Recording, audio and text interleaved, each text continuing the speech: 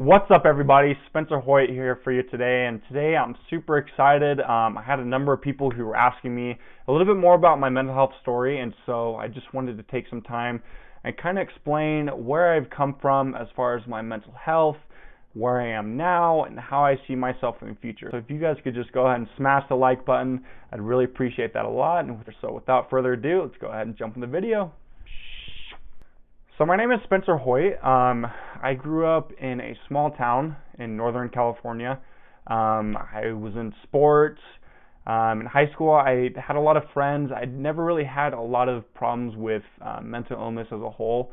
And I never really saw a lot of people who had these problems as well. And it wasn't until actually I joined the Army that I fully realized what mental illness was and how mental illness can affect people as a whole. And so I joined the Army in 2016. I went to Fort Sill, Oklahoma for basic training. And while I was at Fort Sill in Oklahoma, I was completely just mentally destroyed. I was in a very, very dark place for the 13 weeks that I was at basic training for.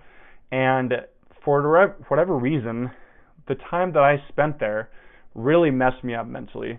And so after I got out of the Army, after I got out of basic training, I started having a lot of problems. And a lot of these problems included, nightmares, having panic attacks, desire to self-harm, suicidal thoughts.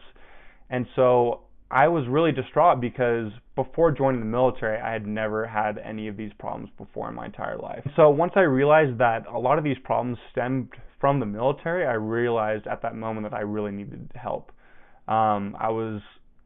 Before I decided that I needed help, I was in a really dark place. I was taking medication, hoping that the medication would help me a lot, but in reality, the medication actually made me extremely suicidal, to the point where I was so suicidal every single day that I was basically self-harming every single day just to get rid of those suicidal thoughts. And this was really difficult for me just because I'd never dealt with anything like this before. And so dealing with all these thoughts, all these suicidal thoughts, all these desires to self-harm was really something that like I said before, I had never experienced before. And so it was completely new to me. And so after a number of months of being suicidal and self-harming, it finally actually led up to my first suicide attempt. After that attempt, I was hospitalized, and it was at the hospital that I realized, and that the people there realized, okay, maybe this medication isn't working. And so while I was at the hospital, I was put on a different type of medication. And I instantly found a huge relief in not having the severe suicidal thoughts anymore. And so after I got out of the hospital, I really started paying attention to myself, really trying to work on myself as far as my mental health goes, because I realized that if this wasn't something that I was going to work on all the time, then sooner than later, I was not going to be alive anymore, which really made me extremely sad because I'm really close to my family. I have my own dreams and ambitions. I really want to be close to my family basically my whole life. I want to live a good life. And if I'm not able to basically conquer these mental health problems, then I am never going to be able to basically live the life that I want to live. And so I started going to counseling regularly. I started taking the medication that I was prescribed regularly, and this medication actually worked a lot better. I started working out more. I started to talk to other people who had similar problems and see how they have dealt with these problems all their lives. And so I really just started to work on myself and started to pay attention to the little details when it came to my mental health. But even as I strived to be a better person and strived to better my mental health, I realized how difficult it was to make great leaps and bounds, per se, in helping myself mentally, simply because it takes a lot of time to be able to help yourself and to be able to overcome challenges and addictions. So even though I was going to counseling, even though I was taking medication every single day, I still was having the self-harm urges. I still wanted to self-harm every single day. And I had to get to the point where, I had to make a list of things to do rather than self-harming, so that when the urges came, I would do those things to hopefully distract myself enough that I would not want to self-harm anymore. So the vicious cycle went on, as I continued to get better, as I continued to go to counseling and continue to take my medication and work on myself more and more and more, I realized how difficult it was to, kick the depression, kick the panic attacks, kick the self-harm desires, simply because they were something that I had basically become addicted to, right? And so, for years and years and years, for the next, 4 years up until today, self-harm was something that I was really, truly addicted to. I have a number of scars all over my arms and legs, and it's definitely something that I've had to get past, if that makes sense.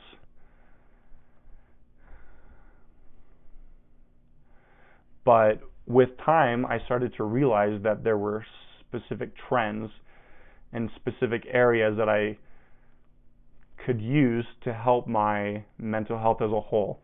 For instance, something that I really enjoy doing is working out.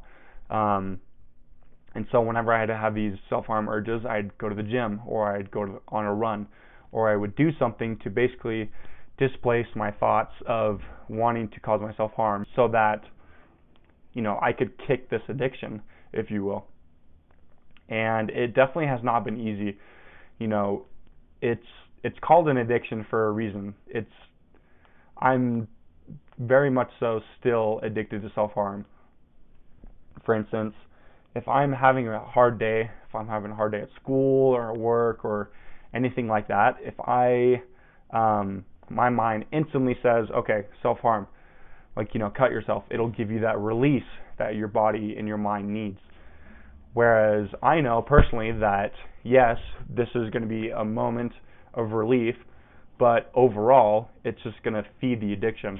And so I do whatever I can to basically get past that, so that I am not back into a place where I have to use self-harm every single day to get myself to feel normal again, to get past anything I'm trying to get through. And I think something that has been really difficult for me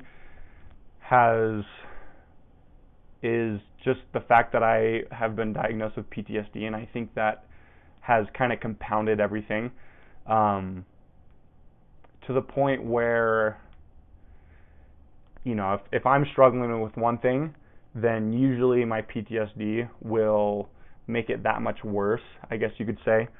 For instance, if I'm feeling very depressed, specifically that day, maybe my PTSD will make me feel like I don't feel good enough. And so it'll compound that depression to the point where I basically am not able to do anything. And so I think a lot of people don't realize that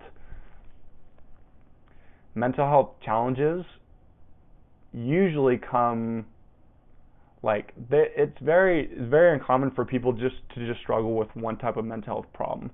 Usually when people struggle with a mental health problem, it's usually they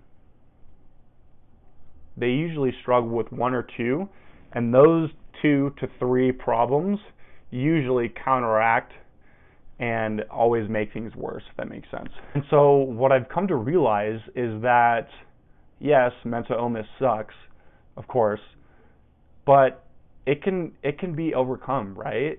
Before joining the military, I never had any sort of mental illness problems.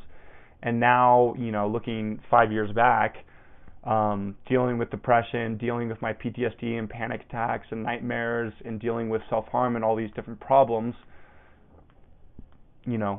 in the heat of all of it, it was extremely difficult to be like, okay, one of these days it's going to get better. And looking back in hindsight now, it's easy for me to say, okay, it was really hard back then, and it's definitely gotten a lot easier now. I can't say that it is something that I've completely kicked, because it's not. I still deal with a lot of these same problems every single day, whether it's being depressed, whether it's wanting to self-harm or having panic attacks. With time, I have realized that all of these problems get easier if you choose to work at it. I tell this to people all the time. If you're an individual who struggles with these types of problems and you don't necessarily want to work on yourself, then you most likely are never going to get better. And that's the harsh truth. That's something that people don't realize about mental illness problems, is that it's not something that just is going to go away with time. It is something that has to be worked on every single day. And unless you work on it every single day, it is not going to get better, no matter what you do. And so that's why I encourage so many people to go to counseling, to try medication, to try so many different methods of self-care, as many different methods as they can, because every single method is only going to lead them to a better version of themselves, right? And so I kind of wanted to just give a little bit of a synopsis, a little bit of what I currently deal with. The things I deal with the most right now, I still deal with self-harm pretty severely. I've gone a couple of months now without, but it's definitely something that has been the hardest problem to kick, I guess you could say, simply because of its addictive pattern.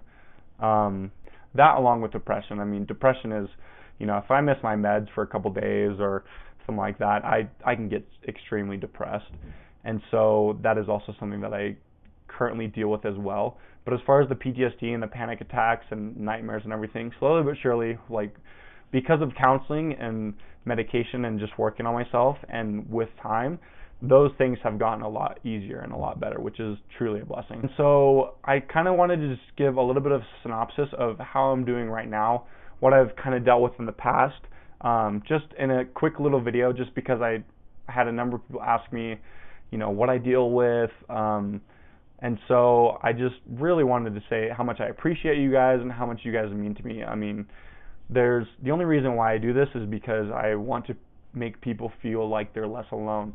I want to make people feel like, that they're able to get past the stigma of having mental health challenges. And so if you could just do me a favor and go ahead and smash the like button, it would really be amazing for me. It would really make a huge difference for me. As well as commenting down below what videos you guys would love to see next. I love to see you guys' thoughts and suggestions, so that in the future videos that I can make videos that are more catered to my audience, so that you guys are able to enjoy the videos more and able to, get more out of the videos, if that makes sense. So go ahead, like the video, comment down below. You guys are seriously the best. I really appreciate it a ton, and I'll talk to you guys soon. All right, love you. Bye.